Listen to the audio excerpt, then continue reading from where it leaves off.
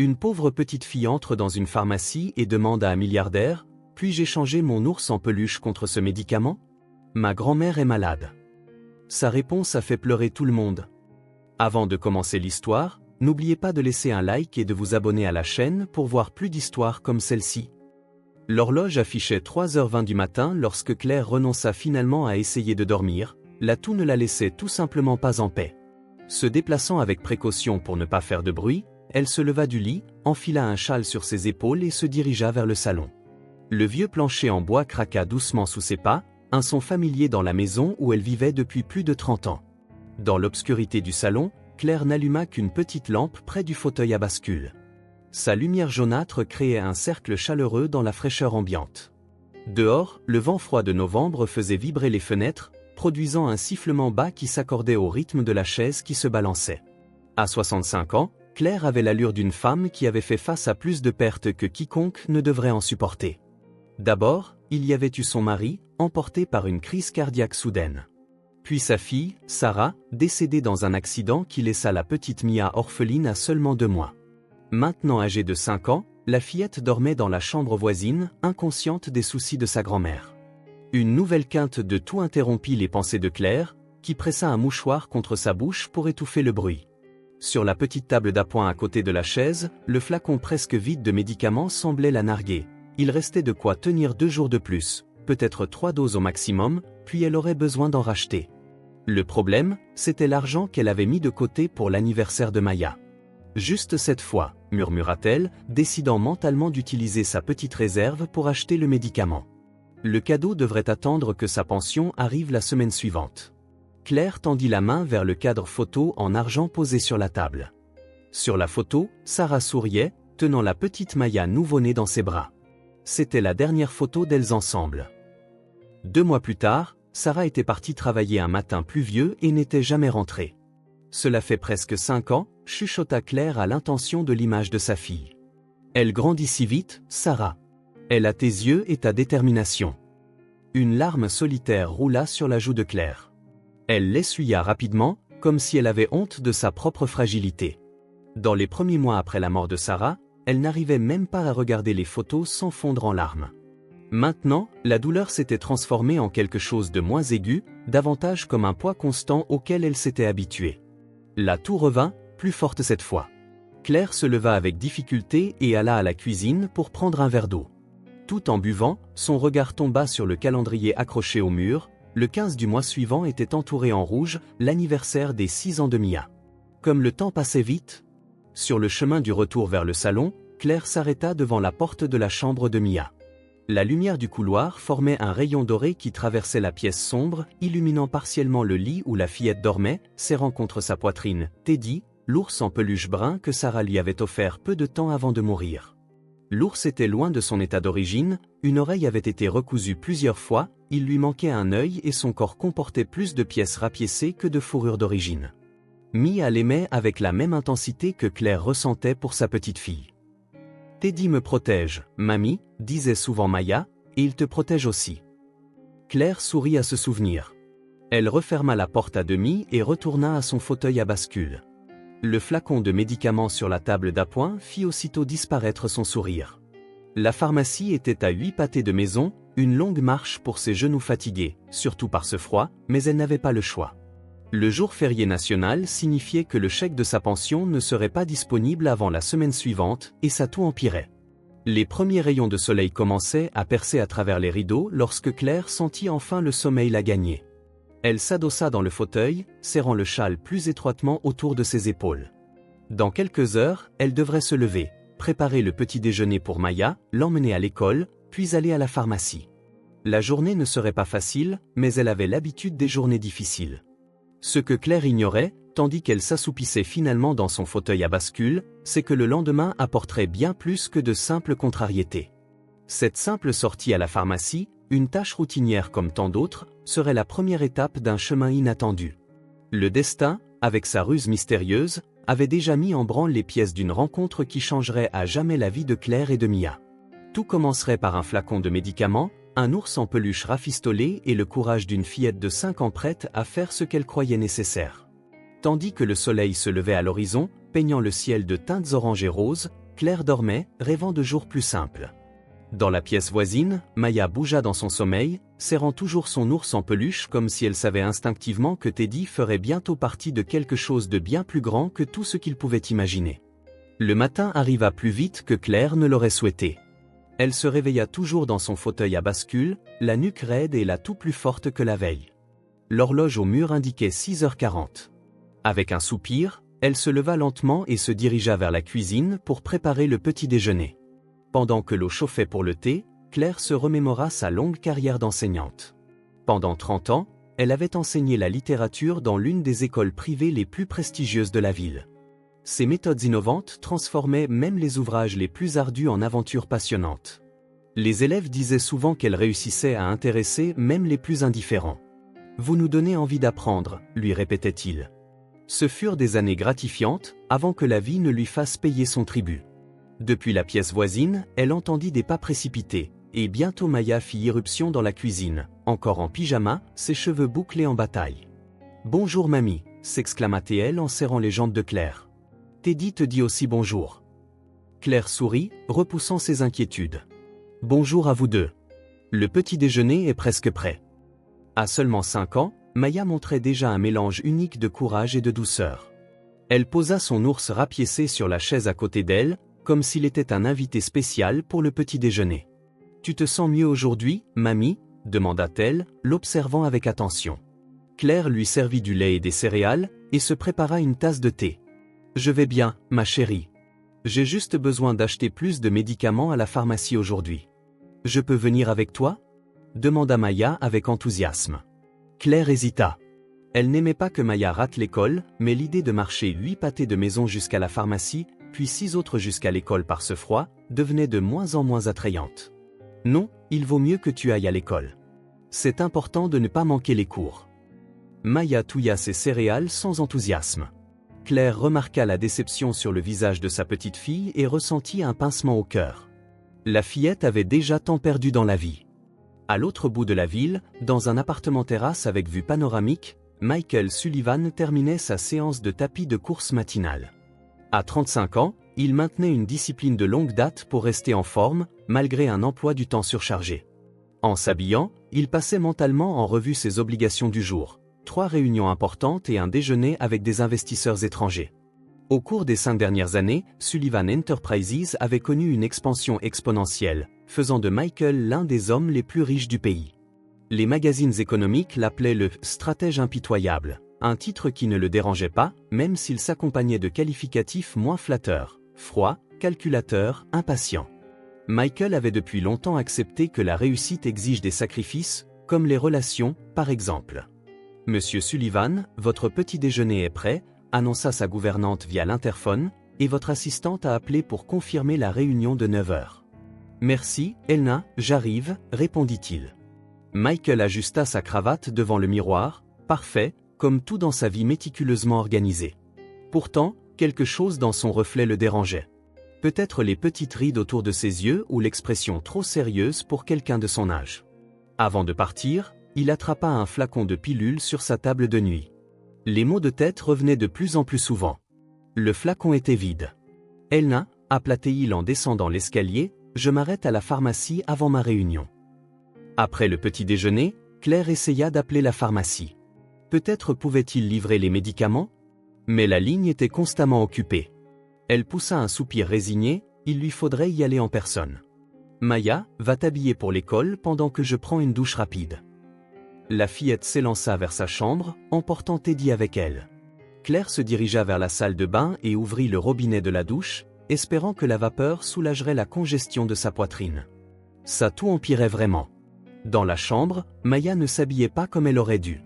Assise sur le bord du lit, elle discutait sérieusement avec Teddy. « Mamie est très malade, Teddy », chuchota-t-elle. « Et on n'a pas assez d'argent pour le médicament parce qu'elle l'a dépensé pour mes fournitures scolaires. » Maya avait surpris une conversation téléphonique entre Claire et une amie la veille au soir. Elle n'avait pas tout compris, mais suffisamment pour savoir que Mamie n'avait pas l'argent pour acheter le médicament parce qu'elle avait tout dépensé pour les affaires de Maya. « Il faut aider Mamie », décida-t-elle en fixant l'ours en peluche rafistolé d'un regard déterminé. Quand Claire sortit de la salle de bain, elle trouva Maya inhabituellement silencieuse. Tout va bien, ma chérie? Oui, mamie, je suis juste fatiguée. Claire fronça les sourcils, mais ne posa pas plus de questions. Elle s'habilla pendant que Maya restait sur le lit, la tête pleine d'un plan qui germait dans son esprit d'enfant. Claire ne vit pas Maya prendre quelques pièces dans le bocal d'économie sur l'étagère, ni glisser l'ordonnance posée sur la table dans la poche de son manteau. Elle ne la vit pas non plus, quelques minutes plus tard, alors que Claire retournait dans la salle de bain pour calmer une nouvelle quinte de toux, sortir discrètement par la porte de derrière en serrant Teddy contre sa poitrine. « Allons aider mamie », chuchota la fillette à l'ours en peluche, avançant d'un pas décidé sur le trottoir. L'itinéraire jusqu'à la pharmacie n'avait rien de compliqué, Maya y était déjà allée souvent avec sa grand-mère. Il suffisait de tourner à droite à la boulangerie du coin, de passer devant le magasin de jouets où elle s'arrêtait toujours pour admirer la poupée rousse en vitrine, puis de marcher encore 2 pâtés de maison jusqu'à la pharmacie de M. Peterson. Le froid matinal traversait l'air, poussant Maya à resserrer son manteau trop grand autour d'elle. Mais chaque pas était empli de détermination. Dans son esprit d'enfant, la solution était simple, échanger quelque chose de précieux contre le médicament dont sa grand-mère avait besoin. Michael se gara devant la pharmacie centrale dans sa voiture de luxe. D'ordinaire, il aurait demandé à son chauffeur ou à son assistant d'aller chercher ce dont il avait besoin. Mais aujourd'hui, il avait décidé de s'en charger lui-même. Les maux de tête devenaient un vrai problème, et il voulait parler au pharmacien pour trouver quelque chose de plus efficace. La pharmacie était presque vide à cette heure. Michael prit un panier, y ajouta quelques articles de toilette, puis se dirigea vers le comptoir où M. Peterson, un homme aux cheveux grisonnants qui connaissait tout le monde par son nom, servait une cliente âgée. Les règles pour ce médicament ont changé, Madame Wilson. Nous avons besoin de votre ordonnance à jour. Michael attendait patiemment, chose rare pour lui, observant les allées et venues dans le magasin. C'est alors qu'il remarqua, près de l'entrée, une petite silhouette frisée, une fillette de 5 ou 6 ans tout au plus, portant un manteau rouge délavé beaucoup trop grand pour elle et tenant fermement un ours en peluche usé. Maya entra dans la pharmacie avec le cœur battant. Elle n'y était jamais venue toute seule. L'endroit lui semblait beaucoup plus grand et intimidant sans mamie à ses côtés. Elle serra Teddy contre sa poitrine pour se donner du courage. Monsieur Peterson la remarqua et fronça les sourcils. « Mia, qu'est-ce que tu fais là toute seule? Où est ta grand-mère » Maya s'avança jusqu'au comptoir, se hissant sur la pointe des pieds pour qu'on la voie. « Bonjour, Monsieur Peterson, dit-elle d'une voix petite mais résolue. Je suis venu chercher le médicament de ma grand-mère. » Le pharmacien jeta un coup d'œil autour de lui, cherchant la grand-mère de la fillette. « Ta grand-mère est dehors » Maya secoua la tête. « Elle est à la maison. Elle tousse beaucoup. » Maya posa l'ordonnance et quelques pièces sur le comptoir. « J'ai apporté le papier pour le médicament et un peu d'argent. » Monsieur Peterson prit l'ordonnance et les pièces, moins de 5 $ en menu monnaie, bien trop peu pour payer le médicament. « Maya, ma chérie, ce n'est pas suffisant. » C'est alors que Maya prit une profonde inspiration, rassemblant tout son courage pour ce qu'elle s'apprêtait à faire. Elle déposa Teddy à côté des pièces. « Est-ce que je peux échanger Teddy pour le médicament? Il est très spécial. Ma maman me l'a donné avant de partir au ciel. » Un silence profond tomba sur la pharmacie. Monsieur Peterson resta sans voix, les mains suspendues au-dessus de l'ours en peluche rafistolé. La dame âgée, qui se tenait à côté, avait les larmes aux yeux. Un jeune employé en train de ranger les rayons s'arrêta, visiblement ému. Michael, qui observait la scène, sentit un nœud se former dans sa gorge. Quelque chose dans la détermination de cette fillette, prête à abandonner son bien le plus précieux pour aider sa grand-mère malade, le frappa de plein fouet. « Monsieur Peterson » intervint-il, s'approchant du comptoir. « S'il vous plaît, préparez cette ordonnance. » Maya leva les yeux et aperçut pour la première fois le grand homme en costume impeccable. Michael s'agenouilla pour être à sa hauteur. « J'accepte Teddy comme paiement, » dit-il doucement, tendant la main vers l'ours. « Et je paierai le médicament de ta grand-mère. » Un flot d'émotions envahit la pharmacie. La dame âgée se mit à pleurer ouvertement, sans honte. M. Peterson se racla la gorge à plusieurs reprises pour dissimuler son émotion, mais ses yeux humides le trahissaient. Le jeune employé détourna la tête, essuyant discrètement une larme du revers de la main. Même une femme qui venait d'entrer, ignorant tout de la situation, perçut la gravité du moment et sentit ses yeux s'embuer. Maya, les yeux brillants de larmes contenues, hésita un instant, puis tendit l'ours rapiécé à Michael. « S'il vous plaît, prenez-en bien soin, » murmura-t-elle. « Il n'aime pas dormir tout seul. » Michael hocha la tête, recevant l'ours comme le trésor qu'il était vraiment. Il le glissa délicatement dans la poche intérieure de sa veste, où sa petite tête rapiécée dépassait encore. « Je te promets d'en prendre grand soin », dit-il avec une sincérité qui le surprit lui-même. Quelque chose chez cet enfant éveillait en lui de vieux souvenirs longtemps enfouis. Il se souvint avoir eu 10 ans lorsqu'une enseignante bienveillante avait cru en lui plus que personne ne l'avait jamais fait auparavant. La même enseignante qui restait après les cours pour l'aider à lire alors que tout le monde l'avait déjà catalogué. Monsieur Peterson revint avec le médicament dans un petit sachet. « Voilà, monsieur. » Michael paya sans même regarder le prix, encore absorbé par l'émotion du moment. « Merci, monsieur, » dit Maya en prenant le sachet. Elle jeta un dernier regard à Teddy, dont on voyait la tête dans la poche de la veste de l'homme, puis s'élança hors de la pharmacie sans se retourner. Michael attendit quelques secondes, puis se tourna vers le pharmacien. « Vous connaissez cette petite fille ?» Monsieur Peterson hocha la tête. Sa grand-mère est une dame très digne. Elle a été enseignante pendant de nombreuses années. Elle a des difficultés depuis qu'elle a la charge de sa petite fille. Un frisson parcourut Michael. Une enseignante, oui, elle avait enseigné pendant des décennies dans l'une des meilleures écoles de la ville. Tout le monde la respecte beaucoup. Michael le remercia pour l'information et sortit discrètement de la pharmacie. Dehors, il aperçut Maya déjà au bout de la rue. Sans réfléchir, il décida de la suivre, gardant ses distances pour ne pas se faire remarquer. Quelque chose dans cette histoire le captivait profondément, une enseignante à la retraite qui s'occupait de sa petite fille, une enfant prête à abandonner son ours en peluche le plus précieux par amour. Cela le touchait à des endroits douloureux, rouvrant des portes qu'il croyait fermées à jamais. Michael suivit Maya de loin, veillant à ne pas être vu. La fillette marchait d'un pas décidé malgré le vent froid qui s'engouffrait sous son manteau trop mince. De temps à autre, elle s'arrêtait et semblait parler, probablement à l'ours désormais absent, puis reprenait sa route. Lorsqu'elle s'arrêta devant un magasin de jouets pour admirer une poupée rousse en vitrine, Michael ressentit un élan de tendresse qu'il n'avait plus connu depuis des années. Elle resta là près d'une minute, le nez collé à la vitre, avant de soupirer et de poursuivre son chemin. L'itinéraire traversait des rues de plus en plus modestes, jusqu'à parvenir à un quartier de maisons simples. Maya tourna dans une rue bordée d'arbres et s'arrêta devant une petite maison en briques. La peinture de la clôture s'écaillait, et il manquait quelques tuiles sur le toit. Pourtant, il y avait quelque chose de chaleureux dans les rideaux blancs aux fenêtres et dans les pots de fleurs vides, en cette saison, sur le petit perron. Michael se cacha derrière un grand arbre qui le dissimulait bien, regardant la fillette gravir les marches avec prudence et entrer dans la maison. Par la fenêtre du salon, il pouvait voir partiellement l'intérieur. Claire était paniquée. Après sa douche, elle n'avait pas trouvé Maya. Elle avait fouillé toute la maison en appelant, la voix de plus en plus angoissée. La porte arrière ouverte expliquait tout. Maya était sortie, mais où? Le bruit de la porte d'entrée fit surgir Claire dans le salon. Mais... La fillette entra, souriante, serrant un petit sac de médicaments. Surprise, mamie, j'ai tes médicaments. Claire sentit ses jambes fléchir. Elle s'agenouilla devant sa petite fille, posant les mains sur ses épaules. Maya, tu m'as fait une peur bleue. Où étais-tu? Comment es-tu arrivée jusqu'à la pharmacie? J'y suis allée toute seule, répondit fièrement Maya. J'ai pris le papier pour les médicaments et j'y suis allée. Claire ne savait pas si elle devait la serrer dans ses bras ou la gronder. Elle choisit de la serrer contre elle. Ne refais jamais ça, tu m'entends? Il aurait pu t'arriver quelque chose de terrible dans la rue. Maya souriait toujours, levant le petit sac de médicaments.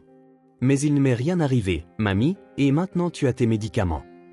Claire prit le sac, déconcertée. Maya, comment as-tu payé ça? Tu as trouvé de l'argent quelque part? Un monsieur à la pharmacie a payé, répondit Maya simplement, évitant le regard de sa grand-mère. Claire souleva doucement le menton de la fillette, la forçant à la regarder dans les yeux. Maya, où est Teddy? La petite mordit sa lèvre, les larmes lui montant aux yeux. Je l'ai donné pour payer le médicament.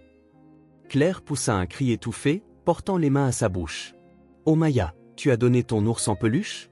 Celui que ta maman? Maya hocha la tête, les larmes roulant maintenant sur ses joues. Tu avais besoin du médicament, mamie. C'était la seule chose importante que j'avais à offrir. Claire sentit un nœud se former dans sa gorge tandis qu'elle serrait sa petite fille dans ses bras. Le geste d'amour et de sacrifice la laissait sans voix. Un instant, elle oublia toute l'imprudence de Maya, sortie seule dans la rue. Tu es la plus courageuse et la plus gentille des petites filles, murmura Claire en tenant le visage de l'enfant entre ses mains. Mais promets-moi de ne plus jamais sortir toute seule comme ça. Je promets, chuchota Maya. Claire essuya rapidement les larmes sur le visage de la fillette du bout des pouces. Allons préparer un chocolat chaud. Tu dois être transi de froid. Main dans la main, elles passèrent dans la cuisine, laissant le salon vide. Dehors, à l'abri derrière le grand arbre, Michael observait la scène à travers la fenêtre. Il ne pouvait pas entendre ce qu'ils se disaient, mais leur langage corporel suffisait. Il vit l'étreinte angoissée, le choc sur le visage de la grand-mère apprenant la perte de l'ours, puis enfin l'amour qui les entourait lorsqu'elle comprit le sacrifice de Maya. Michael effleura l'ours en peluche rapiécé dans la poche de sa veste, sentant une émotion qu'il n'avait pas ressentie depuis longtemps. Cette matinée, si simple en apparence, avait bouleversé quelque chose de fondamental en lui. L'acte courageux et innocent de Maya, prête à céder son bien le plus précieux pour sauver sa grand-mère, lui faisait tout remettre en question. Il y avait dans la dignité de cette petite famille, affrontant l'adversité avec tant d'amour, quelque chose qui rendait soudain vide et insignifiant tout l'empire qu'il avait construit. Et il y avait quelque chose dans la grand-mère de Maya, une enseignante dévouée désormais en difficulté, qui ravivait des brides de souvenirs qu'il croyait enterrés. Michael jeta un coup d'œil à sa montre de luxe, il était en retard pour sa réunion de 9 heures. Pour la première fois depuis des années, cela ne lui parut pas important. « Jensen peut attendre », murmura-t-il en regardant une dernière fois la petite maison. En regagnant sa voiture, Michael sentit naître en lui une clarté qu'il n'avait pas ressentie depuis longtemps. Quelque chose commençait ici, un cycle de retour, peut-être l'occasion de faire au moins une chose significative avec toute la richesse qu'il avait accumulée. Son téléphone sonna, c'était son assistante, sans doute pour lui rappeler la réunion. Michael ignora l'appel. Des décisions plus importantes s'imposaient maintenant. La première étape serait d'en apprendre plus sur cette enseignante à la retraite et sa petite fille courageuse. Dans sa poche, l'ours en peluche semblait beaucoup plus lourd que son poids réel. Il était devenu le symbole d'un sacrifice pur, dicté par l'amour. Michael se promit de rendre un jour hommage à ce geste. Il se mit à conduire sans but précis à travers les rues de la ville, l'ours en peluche rapiécé reposant sur le siège passager à côté de lui. Après 1 heure, il se retrouva garé près du parc central, un endroit qu'il fréquentait rarement, malgré l'appartement qu'il possédait avec vue sur ce même parc. Le ciel restait gris, mais la bruine avait cessé. Michael prit Teddy, le glissa dans la poche intérieure de son manteau et marcha sur un sentier peu fréquenté. Il avait besoin de solitude pour mettre de l'ordre dans les pensées qui l'obsédaient. Il trouva un banc isolé sous un grand chêne. Les feuilles mortes formaient un tapis doré et orangé autour. Là, loin des regards, l'un des hommes les plus puissants de la ville s'assit, comme n'importe quel passant, perdu dans ses réflexions. Michael sortit Teddy de sa poche et l'examina attentivement. Il lui manquait un œil, des pièces de tissu de différentes couleurs couvraient son corps, et une oreille semblait avoir été recousue plusieurs fois. Il était évident que cet ours avait été très aimé, et pourtant Maya l'avait abandonné pour sauver sa grand-mère. « Que as-tu vu toutes ces années, mon petit ami ?» murmura-t-il, en effleurant du doigt les coutures inégales de l'oreille. Le parc était silencieux, seulement troublé par le chant lointain d'un oiseau et le bruissement des feuilles sèches dans le vent. Michael ferma les yeux, laissant les images de la matinée ressurgir avec intensité. La petite silhouette de Maya entrant seule dans la pharmacie, frissonnant sous son manteau trop grand, puis se hissant sur la pointe des pieds pour atteindre le comptoir, et enfin la voix timide mais déterminée qui disait « Est-ce que je peux échanger Teddy pour le médicament aussi ?» La scène se rejoint au ralenti, le silence soudain qui était tombé sur la pharmacie, les yeux humides des témoins, et la dignité avec laquelle cet enfant offrait ce qu'elle avait de plus précieux. Il n'y avait rien de théâtral dans son geste, juste de l'amour et un sacrifice désintéressé. Michael rouvrit les yeux et contempla la silhouette des gratte-ciel au loin. Dans ce labyrinthe de béton et de verre se trouvait une petite maison en briques où une grand-mère et sa petite-fille faisaient face à la vie avec une dignité qui l'avait profondément touché. Il se revit à l'âge de 10 ans, les genoux écorchés et des vêtements souvent un peu trop grands, récupérés par charité. Il se souvint de la honte ressentie quand il ne parvenait pas à lire à voix haute, des moqueries des camarades, de l'étiquette d'élève à problème qu'on lui avait collée. Puis de son arrivée à elle, la nouvelle enseignante au regard bienveillant et à la voix ferme, la seule qui avait compris que son problème n'était ni de la paresse ni de la rébellion, la seule à être restée après les cours pour l'aider à assembler des lettres qui semblaient danser sur la page. « Ça pourrait être elle ?» murmura-t-il, tout en sachant qu'il avait peu de chance que ce soit la même personne. Des milliers d'enseignantes dévouées s'étaient succédées dans les écoles de la ville au fil des décennies. La probabilité qu'il s'agisse de la même personne était infime. Pourtant, quelque chose dans cette histoire, une enseignante retraitée, la charge d'une petite fille orpheline, la dignité silencieuse avec laquelle elle faisait face aux difficultés, le touchait profondément. Michael considéra de nouveau Teddy entre ses mains, un symbole à la fois modeste et assez puissant pour ébranler les fondements de son existence bien établie. Au cours des 15 dernières années, il avait fait d'une petite entreprise héritée de son père un empire. On le surnommait le « stratège impitoyable ». Les magazines qui encensaient sa réussite critiquaient aussi sa froideur et son pragmatisme. Jusqu'à présent, il ne s'en était jamais soucié. Mais aujourd'hui, quelle valeur avaient tous ses succès comparés aux gestes de Maya? Quelle importance avaient ses accomplissements face au courage de cette fillette? Michael reposa Teddy dans la poche de son manteau et se leva. Une rare lucidité l'habitait. Peu importait que la grand-mère de Maya soit ou non l'enseignante qui avait changé sa vie. Ce qui comptait, c'était ce qu'il ferait désormais. Il retourna à sa voiture d'un pas déterminé. Son téléphone avait sonné plusieurs fois pendant l'heure écoulée, mais il l'avait ignoré. Il jeta maintenant un coup d'œil. 15 appels manqués, 28 messages non lus. Son univers professionnel était en ébullition face à son absence à la réunion cruciale. Avec un calme qui aurait surpris ceux qui le connaissaient, il appela son assistante. « Grace, annule tous mes rendez-vous pour les 2 prochains jours. » La voix à l'autre bout du fil semblait affolée. « Monsieur, la réunion avec les investisseurs japonais. Présentez mes excuses et replanifiez. Il y a quelque chose de bien plus important. » Il raccrocha avant qu'elle ne puisse protester. Dans le rétroviseur, il vit son propre reflet, le même visage qu'avant, mais un regard différent, une détermination nouvelle, un objectif plus grand que les contrats et les acquisitions. En reprenant la route pour rentrer à son appartement, Michael élabora mentalement ses prochaines étapes. D'abord, il s'informerait sur la famille de Maya, sans révéler son intérêt. Ensuite, il trouverait le meilleur moyen de les aider, sans heurter la fierté évidente de la grand-mère. Enfin, il rendrait l'ours en peluche, mais pas avant de l'avoir fait réparer correctement. Le soleil commençait à percer les nuages quand Michael arriva chez lui. Il ignora les emails urgents et les messages vocaux. Il s'assit plutôt à son bureau imposant et posa Teddy devant lui. « Je crois que nous avons une mission importante », dit-il à l'ours rapiécé. À ce moment, seul dans son luxueux appartement, Michael Sullivan, le milliardaire impitoyable, le négociateur sans cœur, fit une promesse silencieuse. Il donnerait corps à son inspiration par des actes concrets, non pas comme un geste de charité, mais comme un acte réparateur. Parce qu'en fin de compte, le simple geste d'une enfant avait réveillé en lui quelque chose qu'il croyait perdu depuis longtemps, l'envie de faire une différence dans la vie de quelqu'un, sans en tirer ni profit ni gloire, simplement parce que c'était la bonne chose à faire. Et ce serait peut-être la décision la plus importante de sa vie. 2 après-midi s'étaient écoulés depuis l'épisode de la pharmacie. Michael roulait au pas dans la rue bordée d'arbres où se trouvait la petite maison en briques. Cette fois, il n'avait pas l'intention de se cacher ou d'observer de loin. Teddy, maintenant pourvu d'un nouvel œil et de certaines pièces les plus usées remplacées, était installé dans une petite boîte cadeau sur le siège passager. Trouver quelqu'un capable de réparer un vieux jouet n'avait pas été facile, même pour un homme comme lui, mais Michael avait insisté, il fallait que l'ours soit en parfait état avant de le rendre à sa propriétaire. En se garant, il sentit son cœur s'emballer comme à l'adolescence.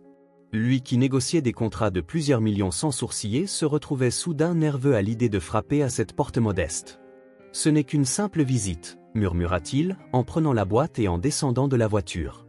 Les quelques mètres jusqu'à la porte d'entrée lui semblèrent interminables. Il remarqua des détails qu'il n'avait pas vus auparavant, des pots de fleurs en céramique, vides pour l'hiver, un petit vélo rose appuyé contre la maison, des rideaux de dentelle aux fenêtres, autant de signes d'une vie simple, mais emplie d'affection. Il s'arrêta devant la porte et prit une profonde inspiration. Que dirait-il à la grand-mère de Maya? Comment expliquerait-il sa présence? L'espace d'un instant, il songea à laisser la boîte devant la porte et à repartir. Ce serait plus simple, moins compliqué.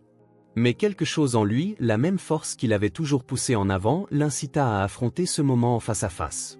D'une détermination renouvelée, Michael appuya sur la sonnette. La lumière.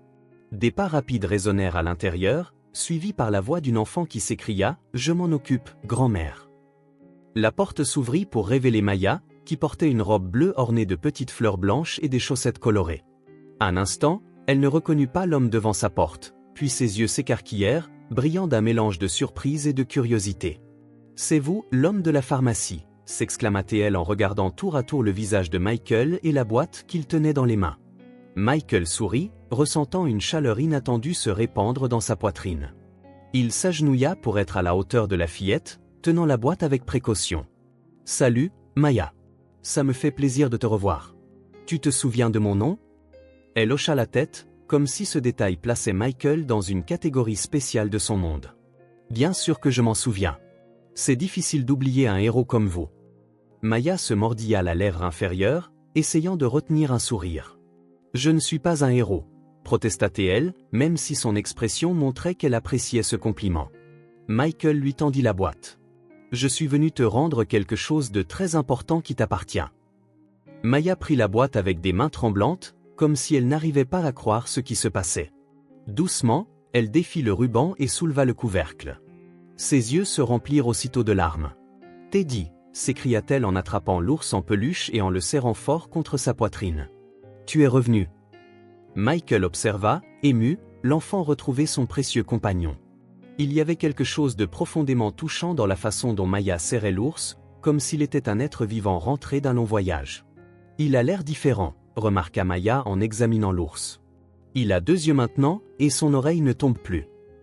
Je me suis dit qu'il méritait un petit rafistolage après tant de bravoure, » expliqua Michael, la voix plus douce qu'il ne l'aurait cru. « J'espère que les changements ne te dérangent pas. » Maya secoua la tête, regardant toujours l'ours restauré. « Tu es vraiment une héroïne, Maya, » poursuivit Michael avec sincérité. « Cet ours en peluche, symbole de ton courage, doit retourner auprès de sa vraie propriétaire. » La fillette leva les yeux vers lui, une question évidente dans son regard. « Mais qu'en est-il des médicaments de grand-mère ? Tu avais dit que Teddy était le paiement. » Michael sourit, tapotant doucement son nez du bout du doigt dans un geste spontané d'affection. « Considère ça comme un prêt. Teddy m'a tenu compagnie pendant quelques jours et ça suffisait comme paiement. » Maya continua de serrer l'ours contre elle, mais son regard restait fixé sur Michael. « Je peux te demander quelque chose ?» finit-elle par dire. « Bien sûr. » « Comment c'était d'avoir Teddy ? Il s'est bien conduit ?» La question innocente mais profonde prit Michael au dépourvu. Il ne s'était pas attendu à devoir expliquer comment un ours en peluche se comportait, mais aux yeux de Maya, c'était une interrogation sérieuse et légitime. « Il a été un excellent compagnon, » répondit-il d'un ton solennel. « Très silencieux, mais toujours attentif. Je crois qu'il t'a manqué à chaque minute. » Maya hocha la tête, satisfaite de la réponse. « Et toi, Maya ?» demanda Michael, réellement curieux, « comment t'es-tu sentie en donnant quelque chose d'aussi important pour ta grand-mère ?» La fillette réfléchit un instant, son expression beaucoup trop sérieuse pour son âge. « C'était triste, » admit-elle finalement. « Mais grand-mère avait plus besoin des médicaments que moi de Teddy. Parfois, tu dois faire des choses difficiles pour les gens que tu aimes. » Michael sentit sa gorge se nouer. Une enfant de 5 ans venait d'exprimer une vérité que bien des adultes n'assimilent jamais.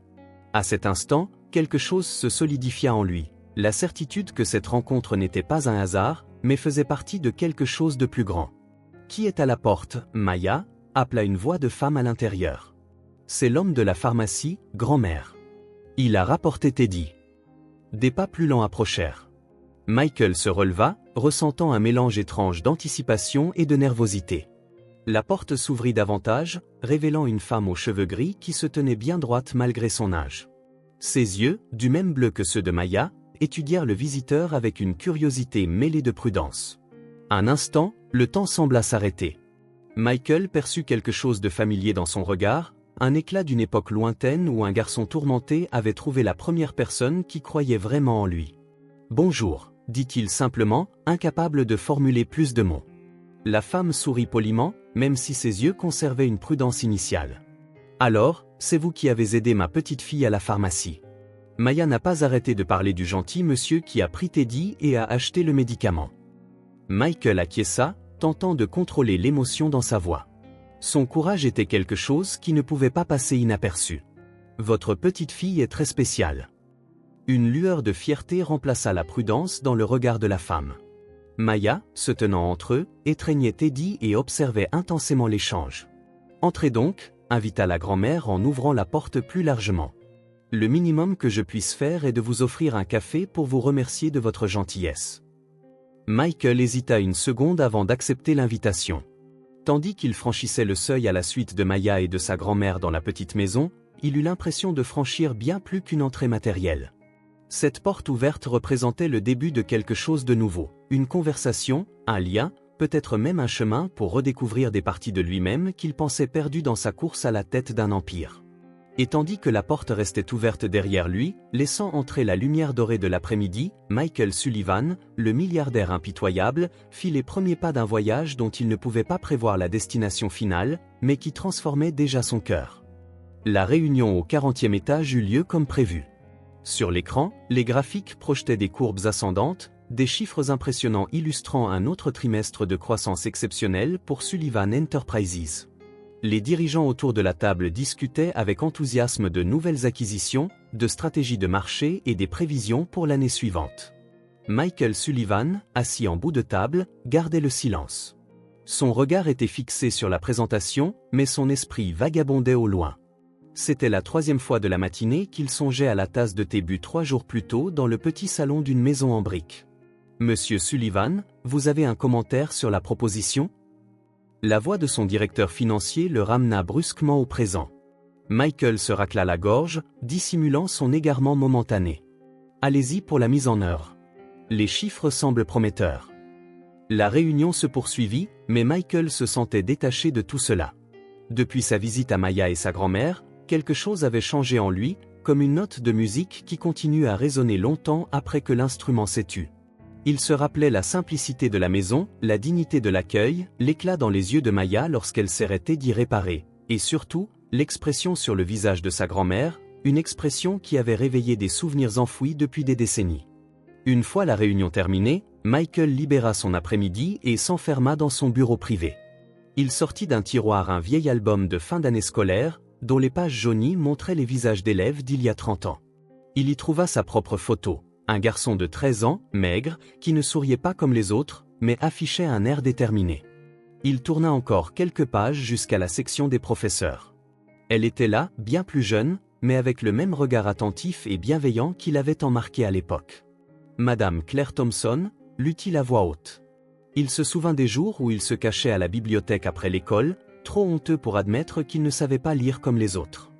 De la façon dont elle l'avait trouvé, frustré devant un livre dont les lettres semblaient danser sur la page. Il le lui avait avoué, certain qu'elle se moquerait de lui comme tout le monde. Au lieu de cela, elle s'était assise à côté de lui. Il y a différentes façons de lire le monde, Michael. Trouvons la tienne.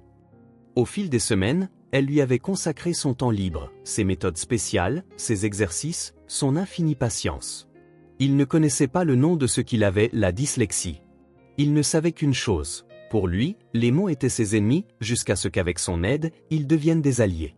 Puis, un jour, elle n'était plus revenue. Michael avait seulement appris qu'elle s'était mariée et avait déménagé dans une autre ville. Il n'y avait pas eu d'occasion de la remercier, ni de lui dire à quel point elle avait changé sa vie. Se pouvait-il que la grand-mère de Maya fût cette même personne? Le prénom correspondait, Claire. L'âge semblait approprié. Le métier aussi. Mais Thompson était son nom de jeune fille. Si elle s'était mariée, elle avait peut-être pris le nom de son mari. Michael referma l'album, se sentant étrangement vulnérable. Peu importait qu'il s'agisse ou non de la même femme. Ce qui comptait, c'était l'écho de cette gratitude jamais exprimée, désormais amplifiée par l'acte courageux de Maya. « Comment suis-je devenu comme ça ?» murmura-t-il en regardant autour de son luxueux bureau. Quelque part en chemin, le garçon en difficulté de lecture était devenu un homme qui ne jugeait la réussite qu'à travers des feuilles de calcul. La détermination née d'un besoin de prouver qu'il pouvait y arriver s'était transformée en ambition froide. À présent, la rencontre avec cette petite famille l'obligeait à se poser des questions inconfortables sur sa trajectoire. Pendant ce temps, dans sa maison en briques, Claire subissait une nouvelle quinte de toux. Le médicament aidait, mais l'amélioration n'était que temporaire. Assise dans sa chaise berçante, elle observait Maya, occupée à dessiner sur la petite table basse. Une maison, 2 personnages qui se tiennent la main, et un grand homme en costume à côté d'eux. « C'est notre maison, grand-mère », expliqua Maya en lui montrant le dessin. « Voilà moi et toi, et là, c'est le gentil monsieur qui a rapporté Teddy. » Claire sourit malgré sa fatigue.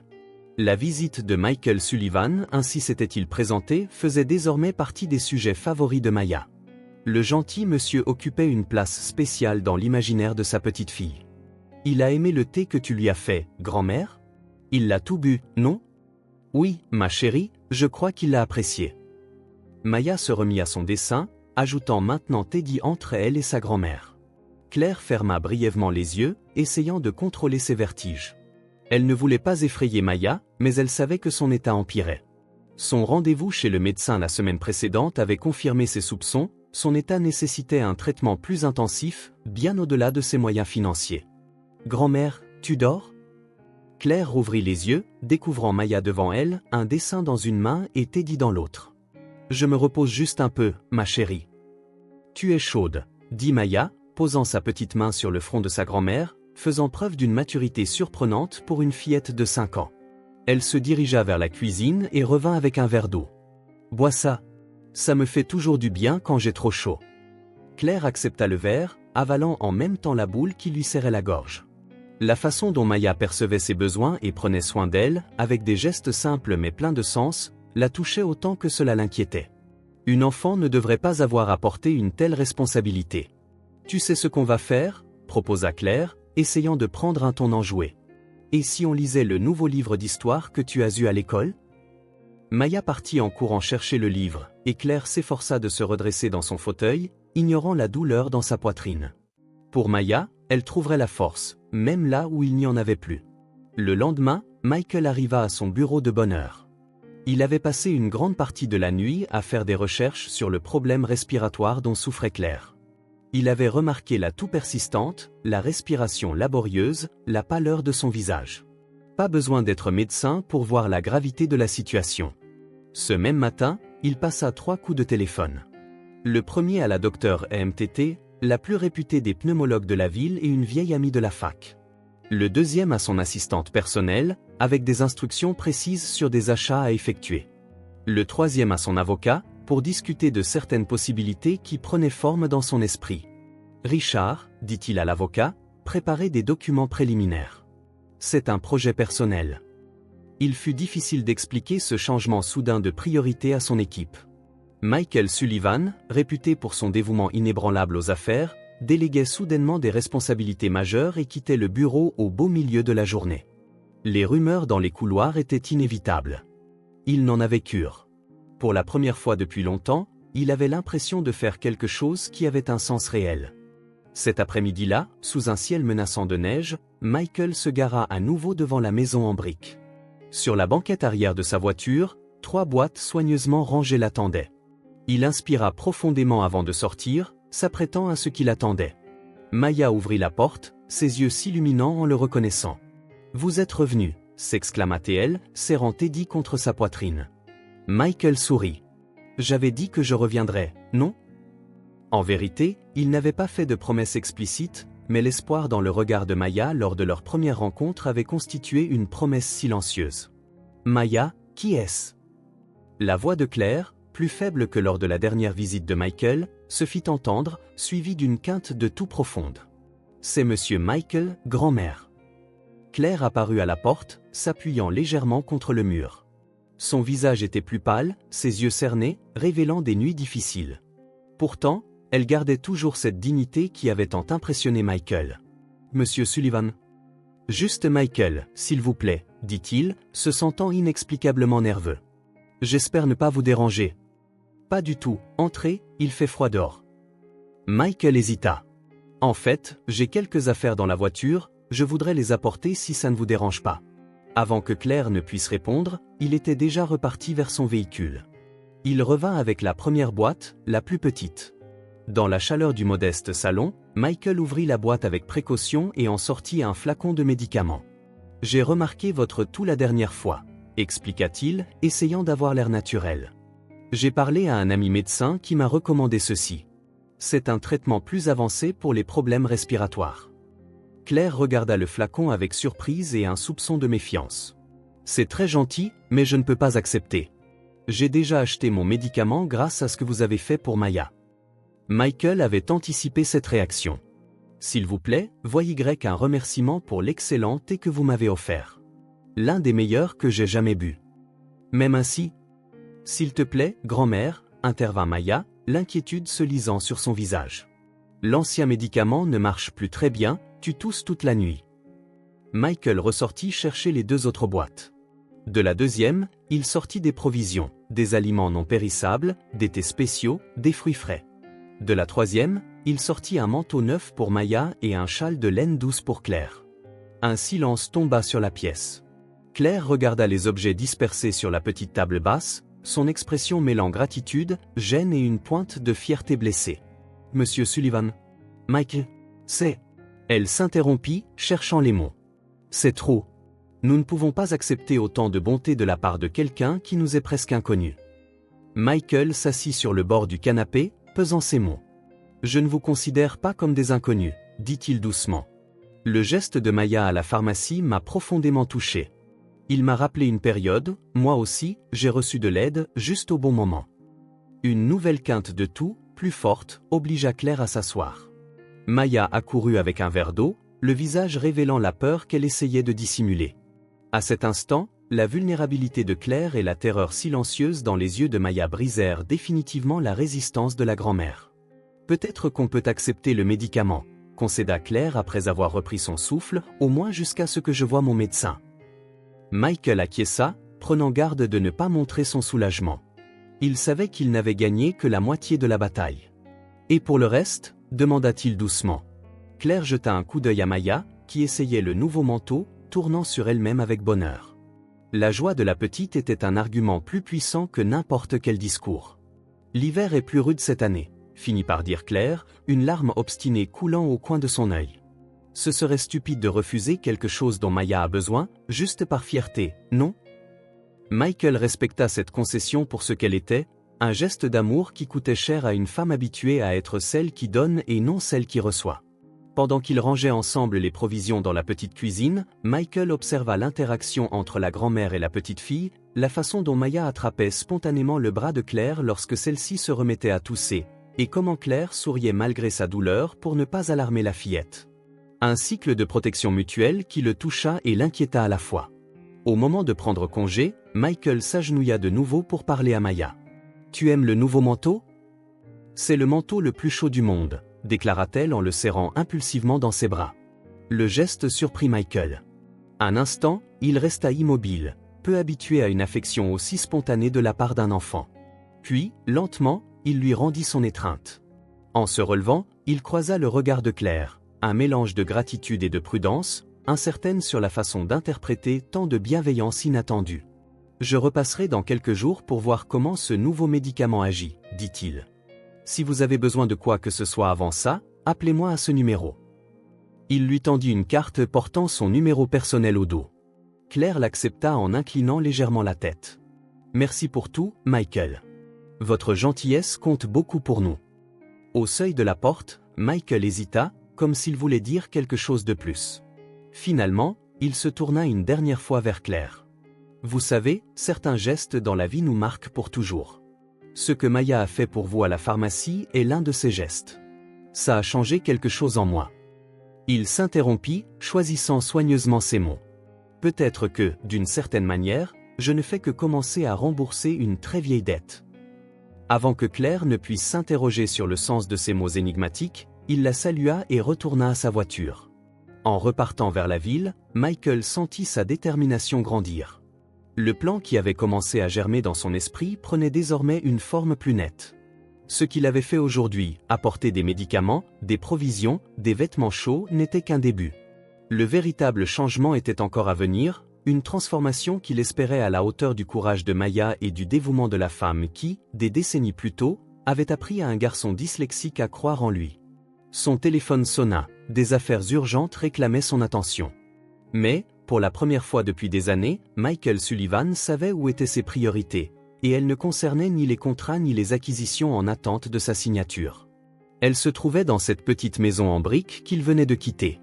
Le couloir de l'hôpital métropolitain ressemblait à un labyrinthe de lumière blanche et d'odeurs antiseptiques.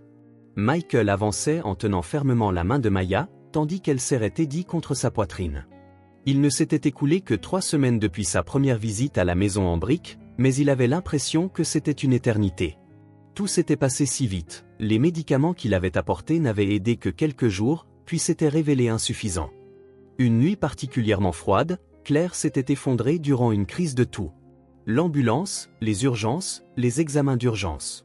Et maintenant, il se tenait devant la chambre 412, dans l'aile respiratoire du meilleur hôpital de la ville. « Tu te souviens de ce qu'on a dit à propos des machines, Maya ?» demanda doucement Michael en approchant de la porte.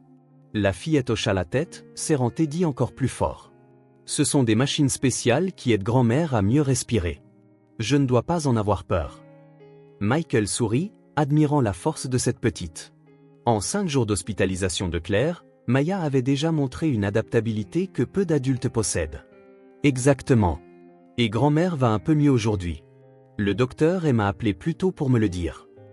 Les yeux de Maya s'illuminèrent d'espoir. Alors, elle pourra bientôt rentrer à la maison? Michael hésita. Comment expliquer des réalités médicales complexes à une enfant de 5 ans? Les examens avaient révélé bien plus qu'une simple pneumonie. Claire souffrait d'une fibrose pulmonaire avancée, probablement évoluant depuis des années sans traitement approprié. On va d'abord aller voir comment elle se sent aujourd'hui, d'accord?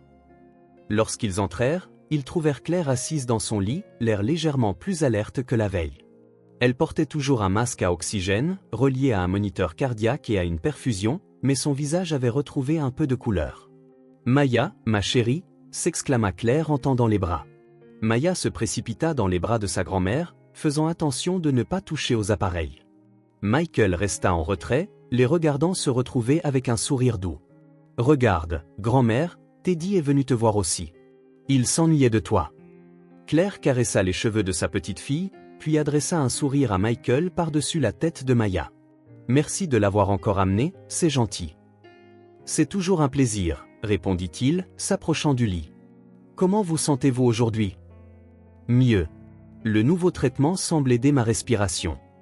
Maya montra à Claire quelques dessins qu'elle avait faits, tandis que Michael observait en silence leur complicité. En seulement 3 semaines, sa vie avait complètement changé. Les rendez-vous de l'entreprise se mêlaient désormais aux visites à l'hôpital, aux soirées à s'occuper de Maya dans son appartement réaménagé en urgence, et aux consultations fréquentes avec des spécialistes en pneumologie. Une infirmière entra pour vérifier les constantes de Claire, et Michael en profita pour emmener Maya dans la petite salle d'attente. « Que dirais-tu d'un chocolat chaud pendant que l'infirmière s'occupe de grand-mère » proposa-t-il en indiquant la machine à boisson.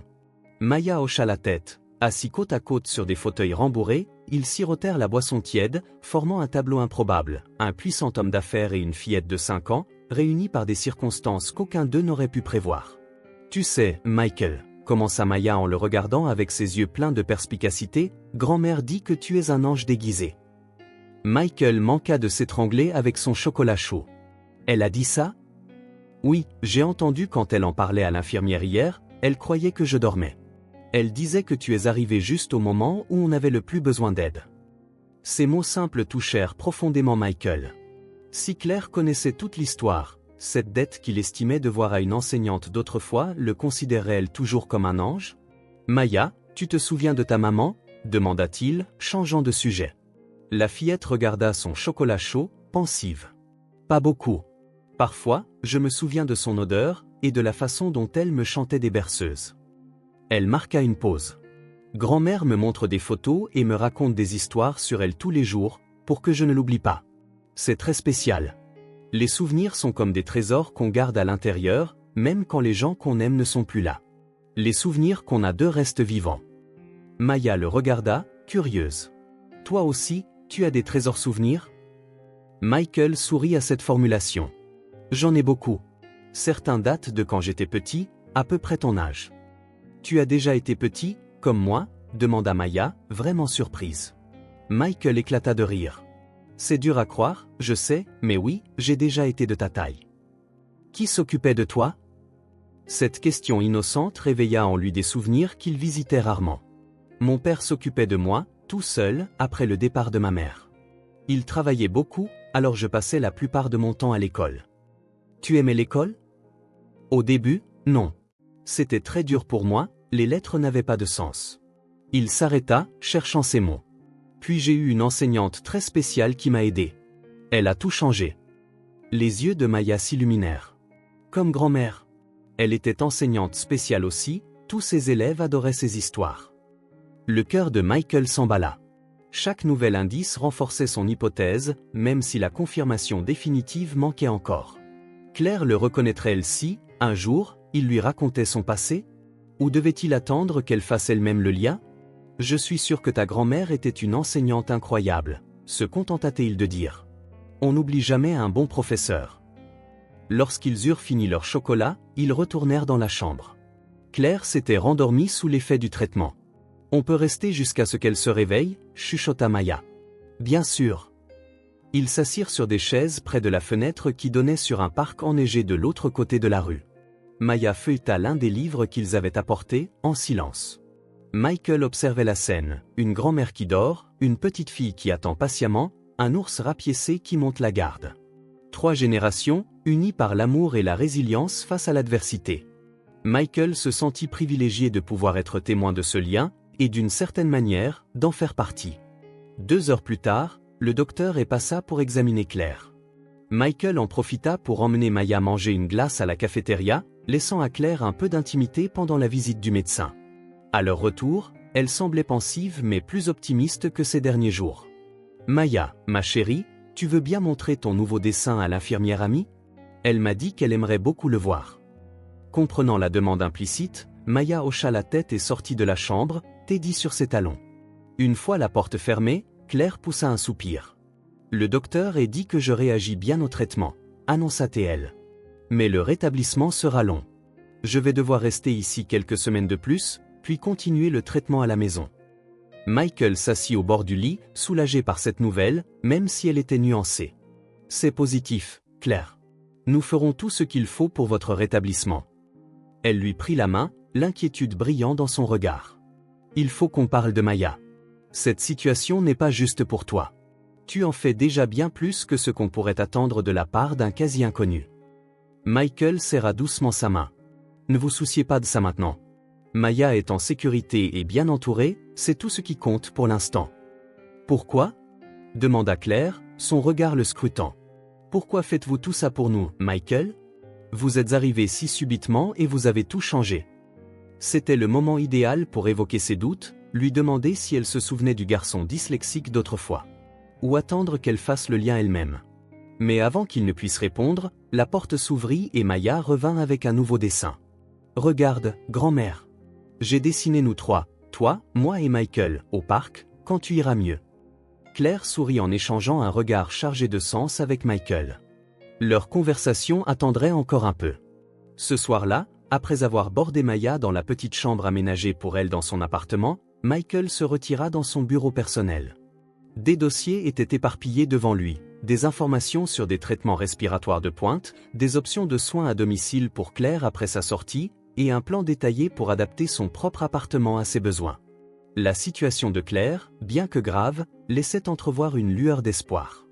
Michael était déterminé à ce qu'elle reçoive le meilleur traitement possible et que Maya bénéficie de la stabilité dont elle avait besoin durant cette période.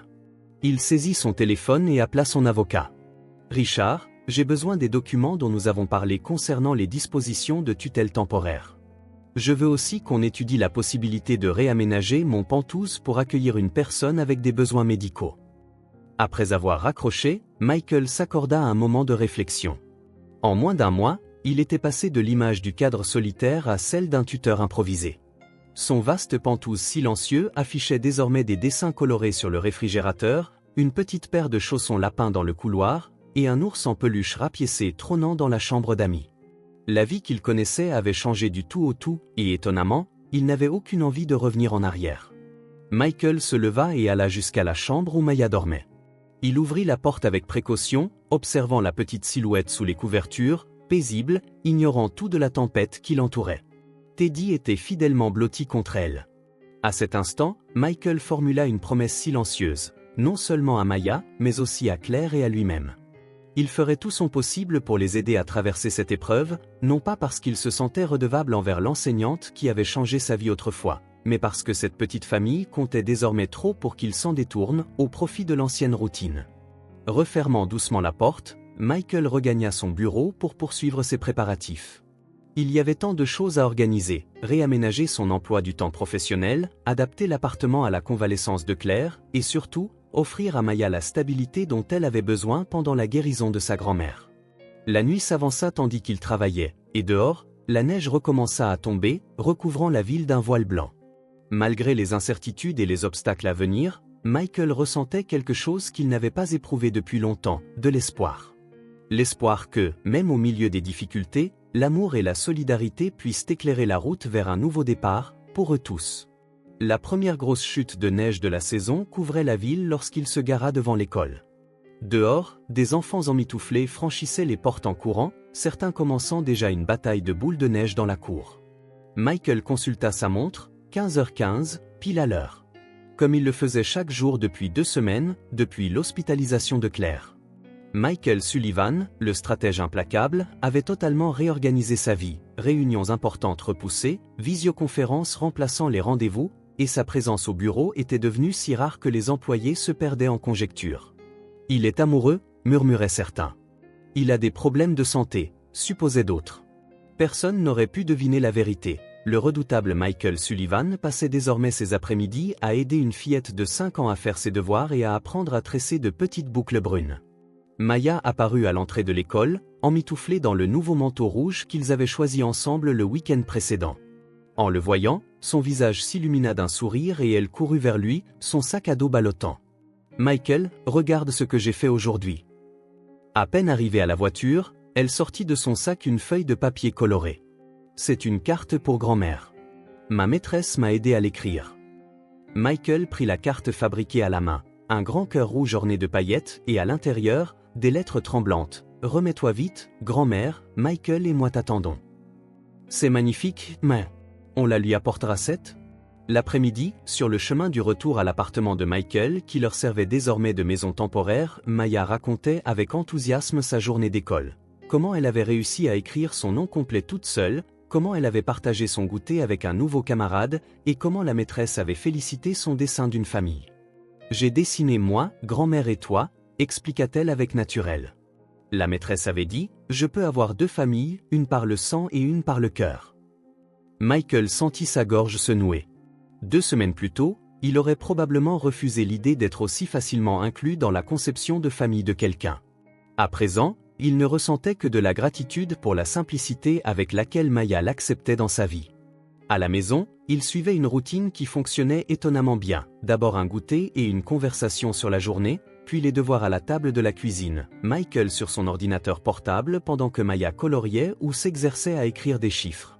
Plus tard, ils partaient pour leur visite quotidienne à l'hôpital. « On peut faire des cookies pour grand-mère » demanda Maya en croquant les tranches de pommes que Michael avait préparées. « Je crois que le docteur a dit qu'elle devait suivre un régime spécial pour le moment, » répondit-il doucement, « mais si tu veux, on peut préparer des cookies pour les infirmières. Elle s'occupe très bien d'elle. » Les yeux de Maya pétillèrent à cette idée. « Oui, et pour le monsieur du nettoyage aussi, il me donne toujours des autocollants. » Michael regarda Maya filer se laver les mains, impatiente de participer à la pâtisserie. Quiconque l'aurait vu à ce moment, en tablier et couvert de farine, aurait à peine reconnu l'homme d'affaires impitoyable de la salle de réunion. Étrangement, cela ne le dérangeait pas du tout. La cuisine, autrefois impeccable et rarement utilisée, était maintenant pleine de vie, des dessins sur le réfrigérateur, un petit tabouret pour que Maya atteigne l'évier, et les résultats de diverses expériences culinaires, certaines plus réussies que d'autres. C'était chaotique, bruyant et infiniment plus vivant. Alors qu'il mélangeait la pâte à cookies, Michael réalisa que ces petits moments quotidiens étaient devenus précieux. La curiosité de Maya surtout, depuis la raison pour laquelle la pâte gonfle au four jusqu'à celle pour laquelle les étoiles restent dans le ciel. Sa concentration intense lorsqu'elle essayait quelque chose de nouveau, son rire sincère quand il lui racontait des blagues absurdes trouvées sur Internet. « Michael, dit Maya, un nuage de farine sur le bout du nez, tu crois que grand-mère aimera notre maison quand elle sortira de l'hôpital ?» La question le prit au dépourvu. Lors de ses récents entretiens avec les médecins, il était clair que Claire aurait besoin de soins spéciaux pendant un bon moment après sa sortie. Michael avait déjà commencé, en secret, à rénover son appartement, ajout de barres d'appui, réaménagement des meubles pour un éventuel fauteuil roulant, et même embauche d'une infirmière privée. « Je suis sûr qu'elle l'aimera, Maya, et on fera tout pour qu'elle s'y sente bien, » répondit-il. La fillette hocha la tête, satisfaite de sa réponse, et retourna à sa mission de placer les pépites de chocolat dans la pâte. Michael sourit, admirant sa résilience. Malgré tous les changements, la maladie de sa grand-mère, le déménagement dans un nouveau lieu, l'adaptation à une nouvelle école, elle trouvait de la joie dans les moments les plus simples, convaincue que tout irait bien. Plus tard, à l'hôpital, Maya montra fièrement les cookies aux infirmières pendant que Michael discutait avec Claire, qui semblait un peu plus forte chaque jour. « Est-ce qu'elle s'adapte bien ?» demanda Claire, en observant sa petite fille à travers le couloir. Michael sourit, étonnamment bien. « C'est une enfant extraordinaire, Claire, tellement forte et optimiste. »« Tout comme toi, » répliqua Claire, le regard perçant. « J'ai toujours admiré cette qualité chez toi, même quand tu n'étais qu'un gamin déterminé à surmonter les obstacles. » Le cœur de Michael fit un bond. C'était la première confirmation directe que Claire se souvenait vraiment de lui depuis le passé. Ils avaient tourné autour du sujet pendant des semaines, sans l'aborder franchement. « Alors tu savais depuis le début ?» Claire secoua la tête. « Pas tout de suite. Il y avait quelque chose de familier chez toi, mais je n'arrivais pas à faire le lien. Ce garçon timide et ce puissant homme d'affaires semblaient être deux personnes différentes. » À bien des égards, c'est le cas, admit Michael. Mais je crois que Maya m'aide à retrouver les parties de moi que j'ai perdues en chemin. Le sourire de Claire s'adoucit. Les enfants ont ce pouvoir-là. Ils nous rappellent l'essentiel. Maya revint, rayonnante, et grimpa sur le lit aux côtés de sa grand-mère. Elle se mit à bavarder à propos des cookies, de la neige, et du fait que Michael avait promis de faire un énorme bonhomme de neige le week-end prochain. En les regardant, Michael ressentit un curieux sentiment de plénitude. Au fil des dernières années, il avait comblé sa vie de réussite professionnelle. À présent, il prenait conscience du vide qui régnait auparavant. Cette nouvelle routine, préparer des collations, aider aux devoirs, raconter des histoires avant de dormir, rendre visite à Claire et planifier son rétablissement lui donnait un autre sens à sa vie. Il ne s'agissait plus seulement de rembourser une vieille dette ou de rendre un service que Claire lui avait offert des décennies plus tôt. Il s'agissait de construire quelque chose de nouveau, de significatif, une seconde chance pour eux tous. Quand ils prirent congé, des heures plus tard, Maya offrit à sa grand-mère un long câlin et un baiser. « On reviendra demain avec plus de dessins », promit-elle. Et Michael ajouta, « On apportera des photos de notre maison pour que tu vois à quoi elle ressemblera quand tu reviendras. » Claire regarda Michael avec une gratitude silencieuse derrière des larmes contenues. Sur le chemin du retour, Maya s'endormit sur la banquette arrière. Michael pensa à l'avenir qui se dessinait, un avenir où son appartement, autrefois vide, devenait un foyer, où les réunions du conseil d'administration coexistaient avec des sorties au parc, et où la réussite se mesurait non plus seulement en termes d'acquisition, mais aussi de sourires quotidiens et de petites victoires. C'était un avenir qu'il n'aurait jamais envisagé pour lui-même, un renouveau inattendu, provoqué par le geste courageux d'une enfant dans une pharmacie froide. En portant Maya endormie à l'intérieur, Michael sentit sa détermination se renforcer. Il ferait tout pour que cette fragile trêve devienne une nouvelle vie pour eux tous, une vie dans laquelle l'héritage d'amour et d'apprentissage de Claire non seulement perdurerait, mais grandirait. Un pâle soleil d'hiver entrait par les fenêtres de l'hôpital pendant que le docteur examinait les plus récents examens de Claire. Michael étudiait chaque changement d'expression du médecin, essayant de deviner les nouvelles avant qu'elles ne soient prononcées. 6 semaines s'étaient écoulées depuis l'hospitalisation de Claire. 6 semaines d'incertitude, d'espoir fugace et de rechutes alarmantes. La nouvelle série de tests était cruciale pour déterminer la suite. « Alors ?» demanda Michael lorsque le docteur leva enfin les yeux des papiers. Le docteur soupira et retira ses lunettes. La fibrose pulmonaire de Claire est à un stade avancé, comme nous le savions. C'est une maladie progressive et malheureusement irréversible. Michael sentit son estomac se nouer. Malgré tous ses efforts pour se préparer au pire, l'entendre confirmer restait bouleversant. Alors, il n'y a plus d'espoir ? Sa voix était plus faible qu'il ne l'aurait voulu. « Je n'ai pas dit ça », reprit le médecin en remettant ses lunettes. Le traitement intensif de ces dernières semaines a stabilisé son état. Les nouveaux médicaments agissent mieux que prévu.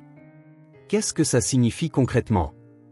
Ça signifie que nous pouvons passer à une phase de traitement palliatif à domicile. Claire pourrait avoir une qualité de vie raisonnable pendant, c'est difficile à prédire précisément, mais on parle de mois, voire d'une année ou plus, selon sa réaction au traitement. Michael digéra lentement l'information. Ce n'était pas la guérison qu'il avait secrètement espérée, mais ce n'était pas non plus la condamnation immédiate qu'il redoutait. Elle peut rentrer chez elle ? Oui, avec l'équipement adéquat et les soins appropriés. Je ne vois pas de raison de la maintenir ici, si elle préfère être dans un environnement familier et confortable. Le docteur marqua une pause, regardant Michael droit dans les yeux. Vous réalisez ce que cela implique, n'est-ce pas? Elle aura besoin d'une attention constante, de médicaments réguliers, peut-être d'oxygène. J'ai déjà tout préparé, répondit Michael sans hésiter. Matériel médical, infirmière à temps partiel, aménagement de l'appartement. On attendait juste votre feu vert. Le médecin acquiesça, satisfait. Nous devrions en parler avec Claire, alors. La décision finale lui appartient. Claire accueillit le diagnostic avec un calme qui surprit à la fois le médecin et Michael. Lorsque le docteur eut fini d'expliquer sa condition et les options disponibles, elle ne posa que quelques questions pratiques sur la médication et les limitations physiques. « Donc je peux rentrer à la maison ?» demanda-t-elle enfin, les yeux brillants comme ils ne l'avaient pas été depuis des semaines. « Si c'est votre souhait, oui », confirma le médecin. « Plus que tout », répondit-elle en regardant Michael avec gratitude. « Je veux passer le temps qu'il me reste avec ma famille. » À cet instant, Michael comprit quelque chose d'essentiel. Pour Claire, le temps avait désormais une mesure différente. Chaque minute, chaque expérience partagée, chaque sourire de Maya était d'une valeur inestimable quand on les regardait à travers le prisme de jours comptés. Les 2 jours suivants furent consacrés aux préparatifs de sa sortie. Michael coordonna tout avec l'efficacité qui avait fait sa renommée dans le monde des affaires, installation du matériel médical dans son appartement, embauche de professionnels de santé pour des visites régulières, et finalisation du réaménagement nécessaire pour accueillir un fauteuil roulant, les jours où Claire en aurait besoin. Maya, de son côté, s'employa à la décoration.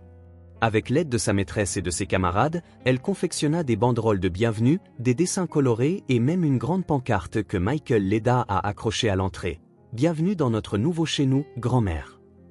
Le matin de sa sortie, alors que Michael aidait Claire à quitter sa blouse d'hôpital pour enfiler des vêtements ordinaires, il remarqua à quel point elle était plus maigre, plus pâle, plus fragile. Pourtant, il y avait une détermination dans chacun de ses gestes, une dignité intacte. « Maya ne connaît pas la gravité réelle de mon diagnostic, n'est-ce pas ?» demanda Claire alors que Michael l'aidait à mettre ses chaussures. « Non. Juste que tu as été très malade, mais que tu vas mieux et que tu as encore besoin de soins spéciaux. » Claire hocha la tête, rassurée. Bien, elle n'a pas besoin de ce poids pour l'instant. Il y aura le temps de la préparer, petit à petit. Claire, dit Michael en choisissant soigneusement ses mots, je veux que tu saches que, peu importe ce qui arrivera, Maya sera en sécurité et aimée. Je te le promets. Les yeux de Claire s'emplirent de larmes. Tu n'imagines pas ce que ça représente pour moi. L'arrivée à l'appartement de Michael fut une fête discrète. Maya, qui attendait impatiemment en serrant Teddy dans ses bras, peinait à contenir son enthousiasme en voyant sa grand-mère sortir de la voiture avec l'aide de Michael. « Grand-mère, grand-mère, viens voir notre nouveau chez nous !» cria-t-elle en sautillant devant l'entrée de l'immeuble. Claire sourit et avança lentement jusqu'à la porte, où elle étreignit sa petite fille de toutes ses forces. « Je suis tellement heureuse d'être ici avec toi, mon amour. » Le trajet jusqu'à l'appartement fut lent dans l'ascenseur. Maya ne cessa de bavarder à propos de toutes les surprises qu'elle avait préparées. J'ai décoré ta porte avec des étoiles, grand-mère, et Michael a acheté un fauteuil super confortable juste pour toi. Lorsqu'ils entrèrent enfin, Claire resta un moment sans voix. Le pantouse de Michael, autrefois un modèle de minimalisme élégant, avait été transformé, il restait spacieux et luxueux, mais débordait désormais de signes de vie familiale, des photos encadrées sur les murs, des coussins colorés sur le canapé, et des plantes disposées çà et là. « Viens voir ta chambre », proposa Maya en tirant doucement la main de sa grand-mère.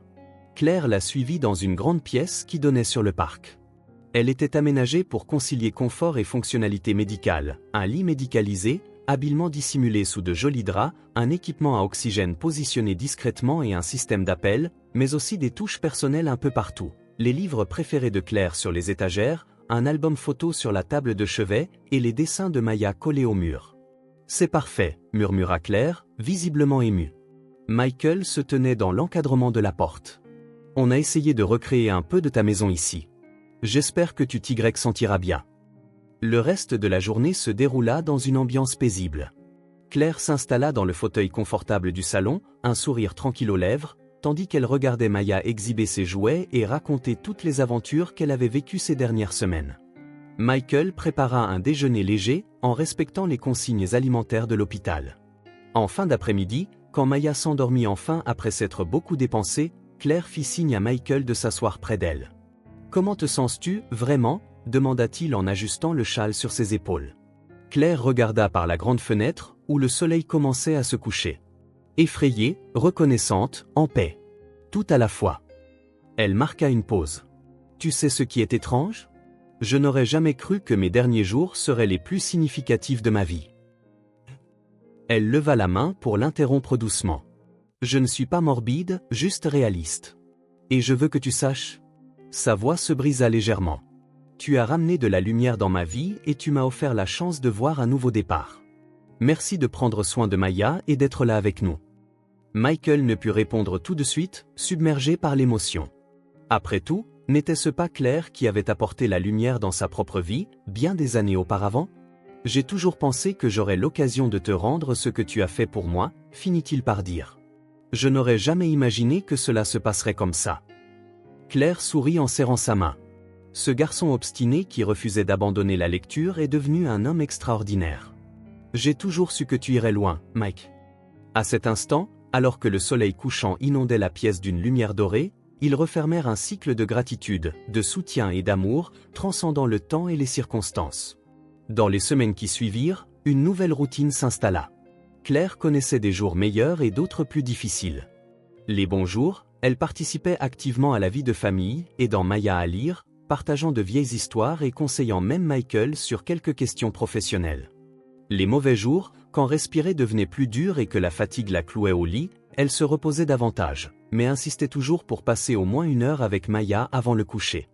Michael réorganisa entièrement sa vie professionnelle, il délégua certaines responsabilités, réduisit ses heures de travail et installa un bureau à domicile complet. Les matinées étaient généralement consacrées aux affaires, tandis que les après-midi et les soirées étaient réservées à Claire et Maya. Un après-midi, alors qu'il observait Claire enseigner patiemment un nouveau livre à Maya, l'idée germa dans l'esprit de Michael. Il ne voyait pas seulement une grand-mère et sa petite-fille, mais la puissance transformatrice de l'éducation, fondée sur l'amour, cette même force que Claire avait déployée dans sa propre vie, autrefois. Ce soir-là, après avoir bordé Maya, Michael partagea ses réflexions avec Claire. Je songe à développer les projets sociaux de l'entreprise, commença-t-il en s'asseyant sur le bord de son lit. Jusqu'à présent, on se contente de faire des dons à diverses causes, mais je veux quelque chose de plus concret. Quel genre de projet as-tu en tête ? Demanda Claire, intriguée. Un centre d'apprentissage pour des enfants en situation précaire. Pas juste un endroit qui dispense du soutien scolaire, mais un lieu qui transformerait réellement la vie des enfants grâce à une éducation personnalisée, adaptée à chacun. Les yeux de Claire brillèrent. Un peu comme les cours de rattrapage que je donnais ? Exactement, confirma Michael. Un endroit où les enfants qui rencontrent des difficultés d'apprentissage, comme c'était mon cas, recevraient une attention individuelle, où les enseignants auraient le temps et les ressources pour découvrir le potentiel unique de chaque élève. C'est une idée merveilleuse, Michael. Ce serait aussi une façon de prolonger ton héritage, ajouta-t-il doucement. Une manière de faire vivre ta méthode d'enseignement, même quand. Il ne termina pas sa phrase. Claire serra sa main. Je serai ravi d'aider, tant que je le peux encore. Dans les jours suivants, le projet prit rapidement forme. Claire, regonflée par ce but, passa des heures à discuter de méthodes pédagogiques, de structures de programmes et d'approches inclusives. Michael, lui, chercha des propriétés, évalua les coûts et constitua une équipe dédiée. Maya, devinant l'excitation des adultes, voulut aussi participer.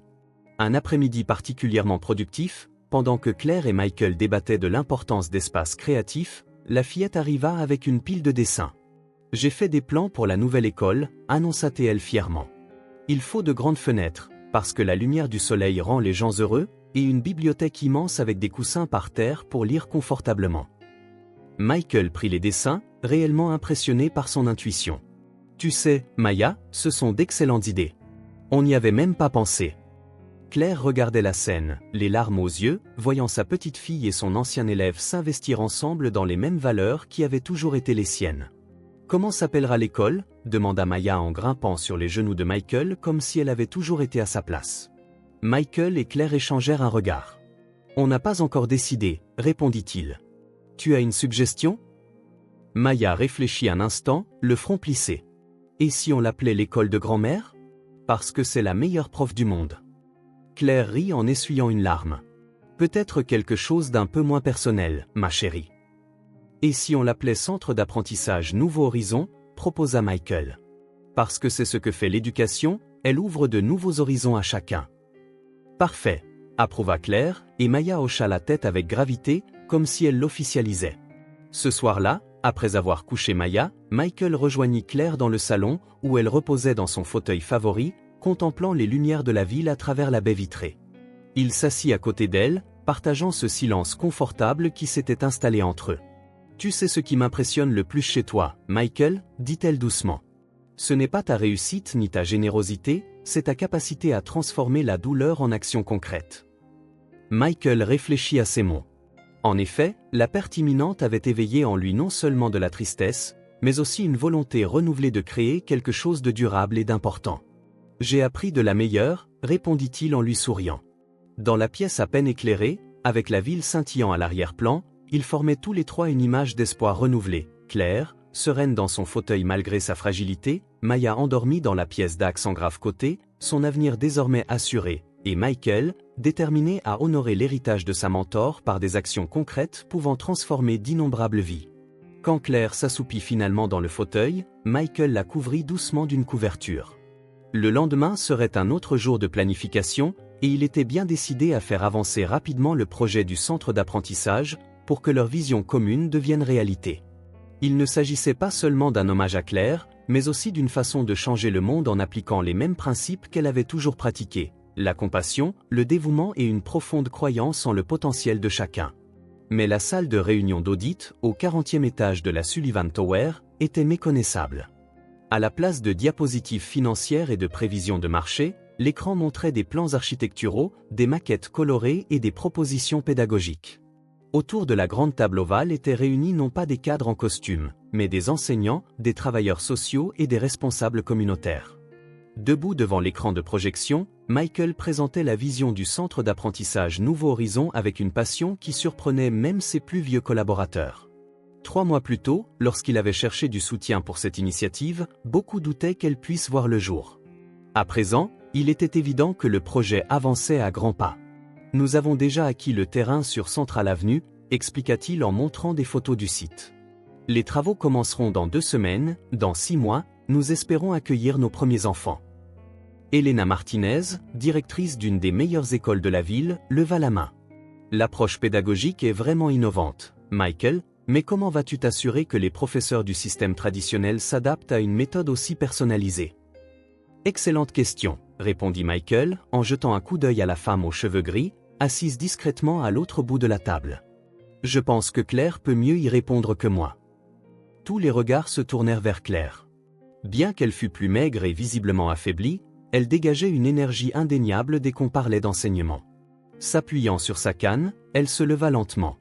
L'essentiel, c'est de sélectionner des éducateurs qui ont non seulement des compétences techniques, mais aussi une véritable vocation, commença-t-elle, la voix assurée malgré sa respiration un peu courte. Ensuite, il faut leur offrir ce qu'ils ont rarement, du temps, des ressources et l'autonomie nécessaires pour réellement connaître chaque élève. Pendant une quinzaine de minutes, Claire partagea ses observations tirées de décennies d'expérience, les méthodes qu'elle avait développées pour repérer des problèmes d'apprentissage précis, l'importance d'adapter l'environnement aux différents styles d'apprentissage, et surtout la nécessité d'instaurer la confiance chez des enfants déjà étiquetés comme problématiques. Lorsqu'elle eut fini, la salle explosa en applaudissements spontanés.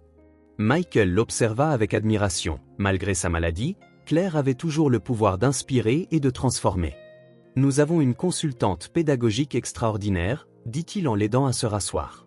Et, en parlant d'extraordinaire, quelqu'un d'autre aimerait partager ses idées.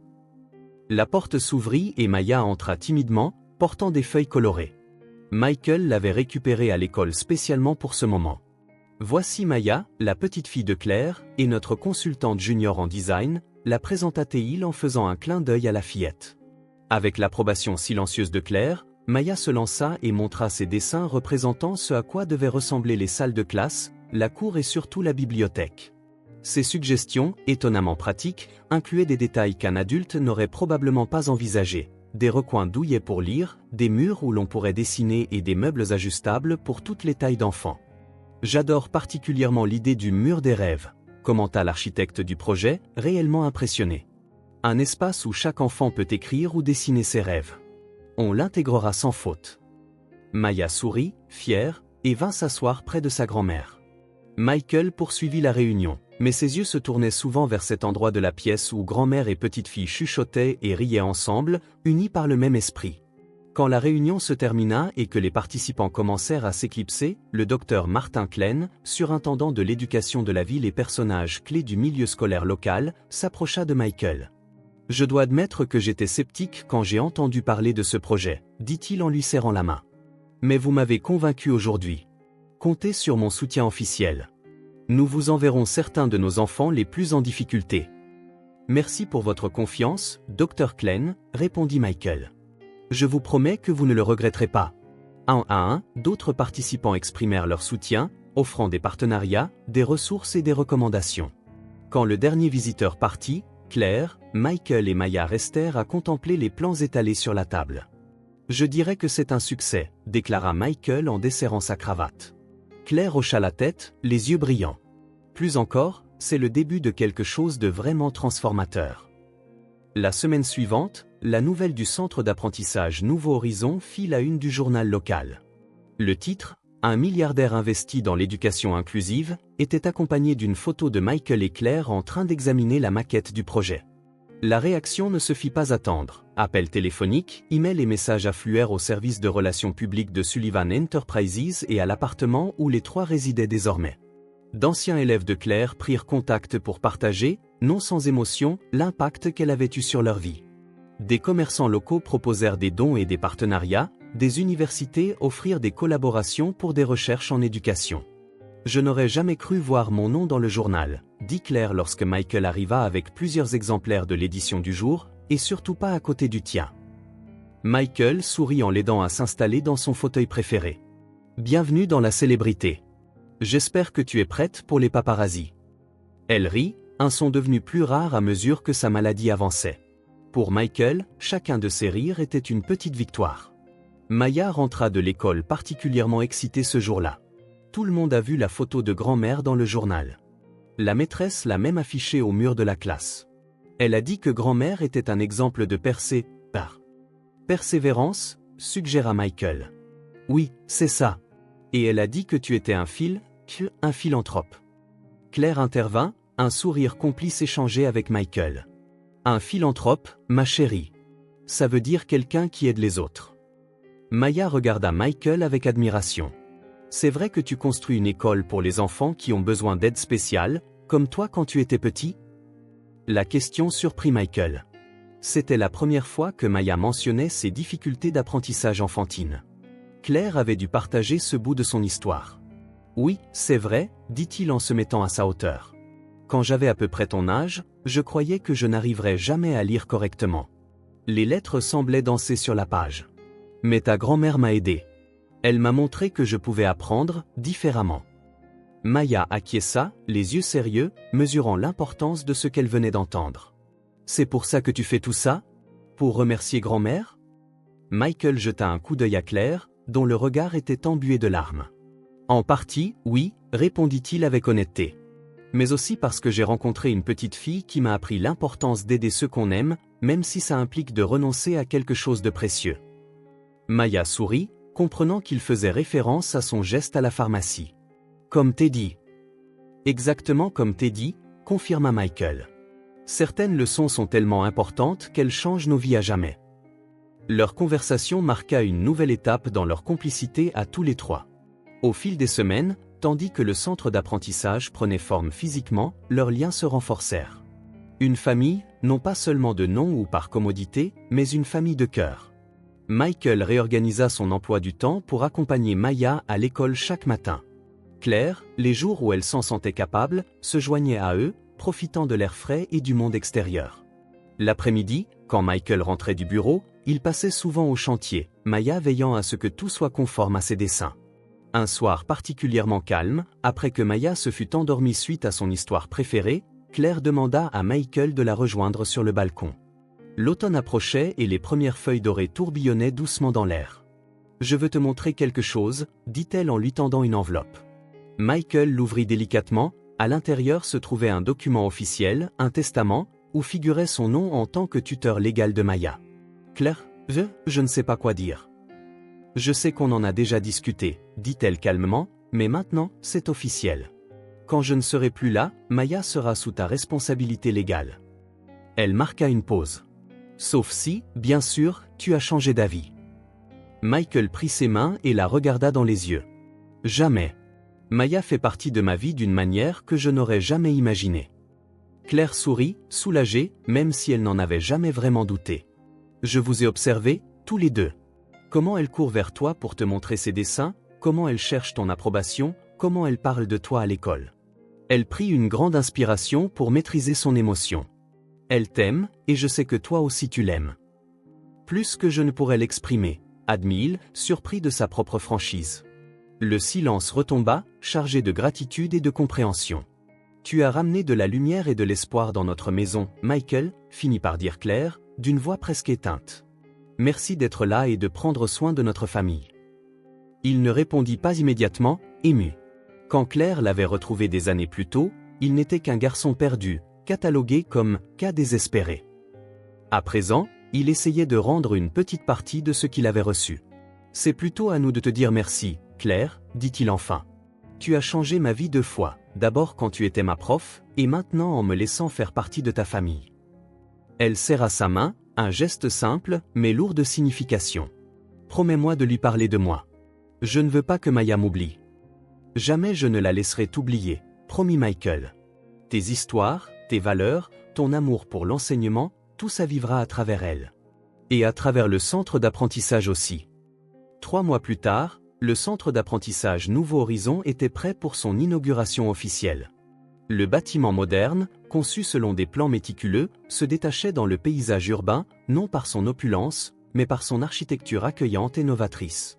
La cérémonie, tenue un samedi ensoleillé, attira des centaines de personnes, des autorités locales, des enseignants, des familles d'enfants qui allaient bénéficier du centre et, à la surprise de beaucoup, des dizaines d'anciens élèves de Claire. Certains étaient venus d'autres États, après avoir entendu que le centre était dédié à leur ancienne professeure. Claire, bien que visiblement plus faible, avait insisté pour être présente, assise dans son fauteuil roulant avec Maya à ses côtés. Elle reçut les témoignages émouvants de ceux qui venaient la remercier. Robert Chen, désormais neurochirurgien renommé, s'agenouilla devant elle, les larmes aux yeux. « Tu as été la première personne à comprendre que je n'arrivais pas à voir le tableau, et non que j'étais distrait. Tu te souviens ?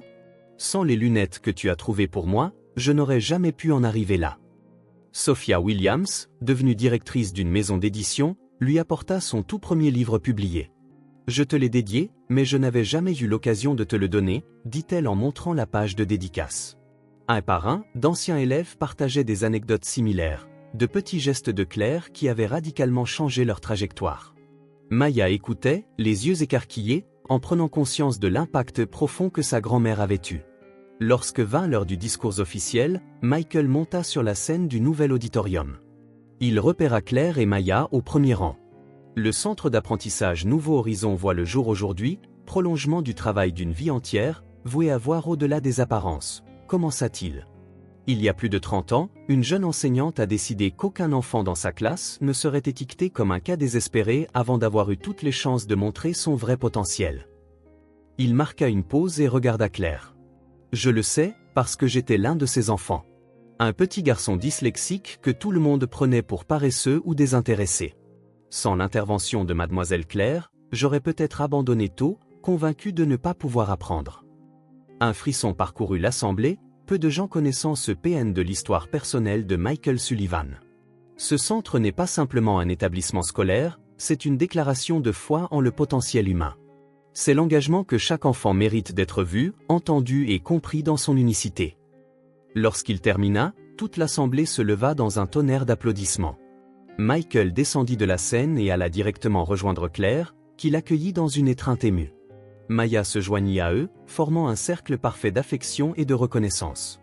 La cérémonie se poursuivit avec la coupure symbolique du ruban, effectuée par Maya, aidée de Claire et Michael. Les portes du centre furent ouvertes et les visiteurs purent découvrir les installations, des salles de classe adaptées à différents styles d'apprentissage, une bibliothèque chaleureuse comme Maya l'avait souhaité, des laboratoires équipés de technologies avancées et des espaces verts intégrés au parcours pédagogique. Dans le hall principal trônait une plaque discrète mais importante. centre d'apprentissage Nouveau Horizon, dédié à Claire Thompson, qui a enseigné à des générations à voir au-delà des limitations apparentes et à construire des ponts vers l'avenir grâce à l'éducation. À côté de la plaque, sous cadre, se trouvait le dessin original de Maya pour le projet. Une maison colorée aux grandes fenêtres, des enfants se tenant la main et un grand soleil souriant qui éclairait le tout. Au fil des ans, le centre d'apprentissage Nouveau Horizon devint une référence nationale en matière d'éducation inclusive. Des centaines d'enfants en difficulté trouvèrent non seulement un enseignement académique, mais aussi un environnement qui valorisait et développait leurs aptitudes uniques. Michael tint sa promesse, il suivait régulièrement l'avancement du centre et y emmenait souvent Maya pour des visites hebdomadaires. La fillette grandit, portée par l'héritage éducatif de sa grand-mère, développant très tôt un sens des responsabilités sociales et un amour de l'apprentissage. Bien que Claire ne fût plus physiquement présente pour assister à chaque aboutissement de son travail, elle laissa une empreinte indélébile non seulement sur les vies qu'elle avait directement touchées en tant qu'enseignante, mais aussi sur celles, futures, qui bénéficieraient de sa vision, perpétuée à travers le centre. Car, au fond, l'entreprise la plus importante de la vie ne se mesure pas en contrats signés ou en richesses accumulées, mais dans les vies que l'on transforme grâce à l'amour, à la solidarité et à la conviction profonde du potentiel humain. Ainsi, le geste courageux d'une enfant dans une pharmacie et le cœur généreux d'une enseignante à la retraite créèrent des ondes qui dépassèrent toutes les espérances, reconstruisant la vie d'un homme solitaire, redonnant espoir à une petite fille déjà lourdement éprouvée, et modifiant à jamais d'innombrables destinées grâce au pouvoir de la compassion et de l'éducation.